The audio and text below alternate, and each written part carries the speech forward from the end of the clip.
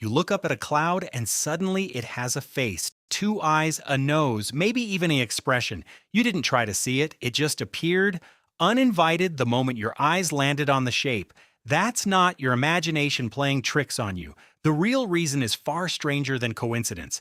You call it seeing patterns. Your ancestors called it staying alive long enough to see tomorrow. Every rustle you've ever mistaken for danger, every shadow you've ever sworn moved on its own, every conspiracy theory that ever felt strangely convincing, all of it comes from the exact same ancient machinery. A machinery that was never built to be accurate, it was built to be fast. So why does your brain insist on finding patterns even in pure randomness? And why did this exact tendency once mean the difference between living and becoming dinner? Go back to a hunter-gatherer standing in tall grass, sometime deep in human prehistory. A shape moves at the edge of vision. It might be wind, it might be a lion. There is no time to gather evidence. There is no time to wait for certainty. Here is the brutal math your ancestors' brains were built around. If they assumed the shape was a lion and they were wrong, they wasted a few seconds of fear running from nothing. If they assumed the shape was just wind and they were wrong, they didn't get a second chance to reconsider. Cognitive scientist Justin Barrett studied exactly this imbalance and gave it a name: the hyperactive agency detection device. Barrett's research suggests your brain evolved a built-in bias toward assuming a pattern means something intentional is out there, an agent, a predator, a person, rather than assuming randomness, because a false alarm cost almost nothing. A missed threat cost everything. That single insight reframes your entire relationship with patterns. Your brain isn't malfunctioning when it sees a face in a wall socket or a figure in a shadowy hallway. It's running the exact program natural selection rewarded for thousands of generations.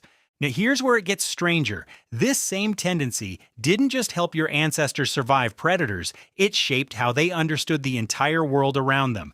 Picture an ancient sky, thousands of years before written history. No streetlights, no smog, just an overwhelming scatter of stars, random points of light, physically unconnected, scattered across unimaginable distances. And yet across nearly every culture on every continent, people drew lines between them. A hunter, a bear, a scale, a twin. Psychiatrist Klaus Conrad, working in the 20th century, coined a term for this instinct to find meaningful connections in random or unrelated data: apophenia.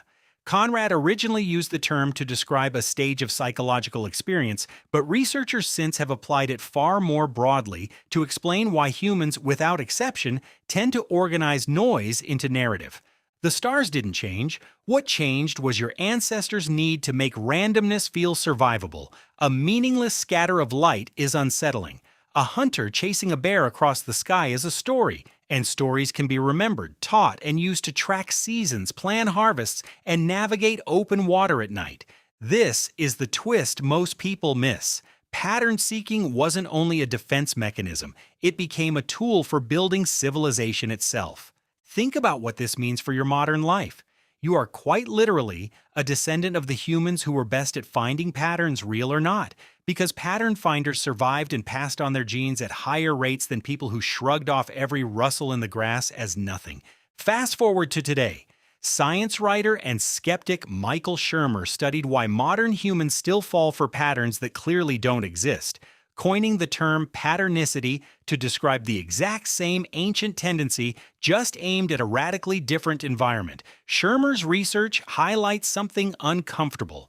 The same brain that once connected scattered stars into constellations now connects scattered headlines into conspiracy theories, connects random stock market fluctuations into confident predictions, and connects unrelated coincidences into a feeling that something, somewhere, must be intentional.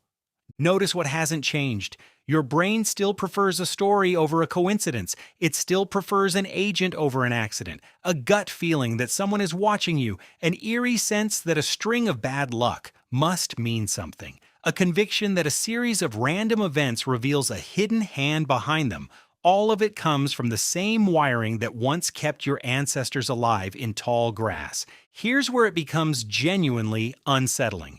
Your brain doesn't ask you for permission before it builds these connections. It builds them automatically, instantly, the same way it once needed to instantly decide whether that shape in the grass required you to run. Consider the algorithm feeding your phone right now. It doesn't understand truth. It understands what keeps your hyperactive agency detector engaged. A headline that implies intention behind chaos, a video suggesting a hidden pattern behind unrelated events.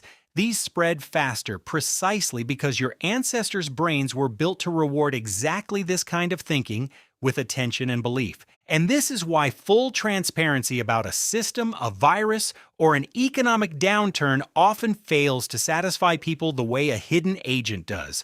A cause without intention feels incomplete to a brain built for thousands of generations to assume something or someone is always behind the pattern.